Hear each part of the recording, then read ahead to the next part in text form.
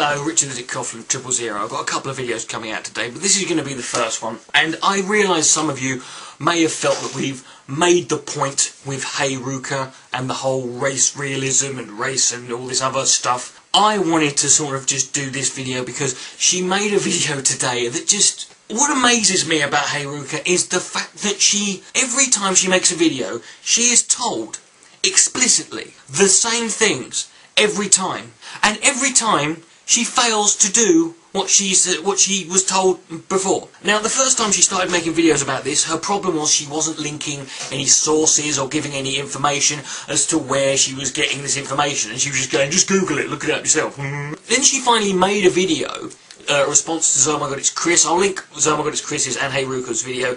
Hey Ruka made all these links, all these wonderful links. A lot of these links were links to articles that you would have had to pay for to download, or things on websites that you had to sign up to get, which I know she didn't do. And then Peach made a video response to Ruka, and showing that Ruka actually hadn't read the sources, because a lot of the sources she linked actually disproved what she was saying. This is the problem with you, Hey Ruka. You've got this desperate need to have some identity in your life, or to identify with something, and you've chosen the fact that you're white to do that. That's fucking fine. You've then just gone and linked all this stuff, because when people go through it, they see that you can't have read this, because anyone who's read this stuff, and I'll leave a link to Peach's video where she shows that you're not fucking reading what you're linking, and you've just done it again. You made a video called She's Racist or something like that, and you left a link to an article from the Daily Beast.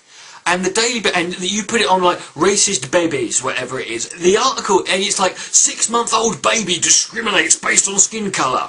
Oh, a baby does it. Wow, well if a baby's doing it, that means all of us full-grown adults with our matured and responsible brains must follow suit. I mean, for a start, doesn't it say a lot about you? The fact that babies do it, or the fact that you can find children doing it, you know, you can find examples of that and you're using that, doesn't that say a lot about you? Or what's the other one? Prison. Yeah, prisoners and children, right? Idiots and criminals. Fantastic. The rest of the civilised world will sit here and have a conversation. But it doesn't matter. Have you read this article, Ruka? Have you actually sat down with your eyes and read this? Can you read? Because have you actually read this? I'm going to go through this article for you, because I've just read it. It's about 7 pages long, so it might be out of your fucking strange. There's no big crayon pictures or anything here. And I know I'm being rude, but I'm doing that because, you know, in a way I kind of want to give you an excuse to get out of this, right? Because that's what you like to do. You like to use insults that people use to dismiss everything else. Like 15 minutes of fucking refutation, solid refutation, and then they call you a duty head at the end, and you're like, ah! What this article is about is about this study that was performed, several studies actually, but the first study was performed by a group, using a group of parents and their children to find out how racial attitudes that children have. Right, the children were aged between about 5, 6 and 7, and they got all these parents in, and they were doing several studies to see if their racial attitudes of the kids, how they would develop under certain circumstances. And there were 3 sections to the study, right, and the first 2 yielded really no results. The children's attitude didn't really change much. The last third, I'll read this straight from the article about the third section of the study. The last third, these parents were to discuss racial equality on their own every night for 5 nights. At this point, something interesting happened. 5 families in the last group abruptly quit the study. 2 directly told Vitrup, that was the person doing the study, we don't want to have these conversations with our children, we don't want to point out skin colour. Vitrup was taken aback. These families volunteered knowing full well it was a study of children's racial attitudes, yet once they were aware that the study required talking openly about race, they started dropping out. Right, so these parents were not keen to talk about race in front of their children, so they didn't want to do that, right? Okay, that's what we've got so far. According to Vitrup's entry studies, hardly any of these white parents ever talked to their children directly about race. They might have asserted vague principles like everybody's equal, or God made all of us, or under the skin we're all the same, but they'd almost never call attention to racial differences. They wanted their children to grow up colourblind, but Vitrup's first test of the kids revealed that they weren't colourblind at all. Asked how many white people are mean, these children commonly answered almost none. Asked how many black people are mean, that many answered some or a lot. Even kids who attended diverse schools answered the question this way. So what he's saying is these kids whose parents did not want to acknowledge differences in human beings, like they didn't want to sort of point out the fact, yes, this guy's different, these people are different, that person's different, right? They just wanted to vaguely brush over it and not acknowledge the actual differences, right? Thus sort of confusing the child. But here's the interesting bit, and this is what you want to pay attention to, Ruka. Of all those Wittrup talked to openly about interracial friendship, only 6 families managed to actually do so. So 6 families actually spoke to their children openly about racial differences. Here we go. And for all 6, their children dramatically improved their racial attitudes in a single week. So just talking to your kids about differences in people, and by talking to them, it doesn't mean singling out certain things and trying to make them look, these people are very different and they have this character trait and that character trait, and they're probably not as bright as you, and they're probably more likely to rob you, and they're more inclined to do things like rape and beat women. No, not things like that. It was just simply acknowledging that there are physical differences, because children notice physical differences in other realms, which this study goes on to in a second, I'll get to, but if you don't acknowledge it in people, then that starts confusing the child. And they start thinking there's something to be suspicious about because they're clearly being told there is no difference when there is one. Do you get that? For decades it was assumed that children see race only when society points it out to them. However, child development researchers have increasingly begun to question this presumption. They argue that children see racial differences as much as they see differences between pink and blue.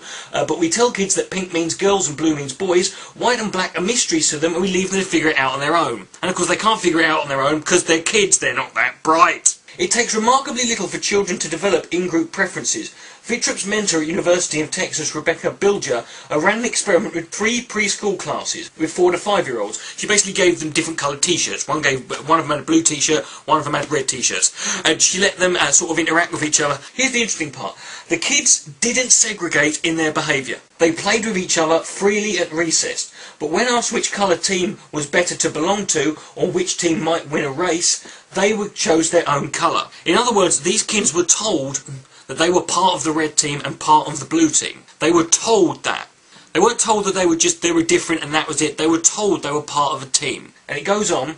Bilger's experiment seems to show how children will use whatever you give them to create divisions, seeming to confirm that race becomes an issue only when you make it an issue. In other words, Ruka, what you do, you make it an issue. Therefore, it becomes an issue. Therefore, God forbid you ever have fucking kids, your children will find race an issue because you taught them that it is one. Her reasoning is that kids are developmentally prone to in-group favouritism. Notice her words there, kids. Right? Not adults, which is what you're supposed to be, kids. They're going to form these preferences on their own. Children naturally try to categorise everything. Children naturally try to categorise everything. And the attribute they rely on is that which is the most clearly visible. In other words, the most simplistic way you can recognise something. In other words, Ruka, your entire philosophy, your attitude, your mentality is that of a little child. This is why people are talking to you like you're a child. Now, as far as the 6-month-old baby thing goes, this is the 6-month-old baby thing. Let me run this past you. They show babies photographs of faces. Phyllis Katz, who was the person who conducted the study, Phyllis Katz found that babies will stare significantly longer at photographs of faces than a different race from their parents, indicating that they find something out of the ordinary. It's not because they're racist. It's because they're looking at something that's different. The same way you would stare at someone who was massively disfigured. You don't recognise it. They're babies, Ruka. They don't understand anything. Yeah? Race itself has no ethnic meaning per se, but children's brains are noticing skin colour differences and trying to understand their meaning. The point Katz emphasises is that this period of our children's lives, when we imagine it's most important not to talk about race, is the very developmental period when children's minds are forming their conclusions about race. In other words, Ruka, this All these studies prove is that you are a child and you haven't grown up. That's all it's taught about. It's taught that you have an issue with race because you've never really been able to get your head round it. You see something that's different and you treat it differently. You need some identity, so you go with what is most visibly obvious because you are a fucking immature little child. That's what this article shows.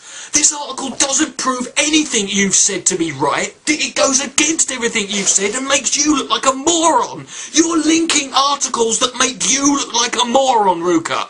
We're not doing that. You are. Reach the Dick Coffin 000. Good night, may God bless.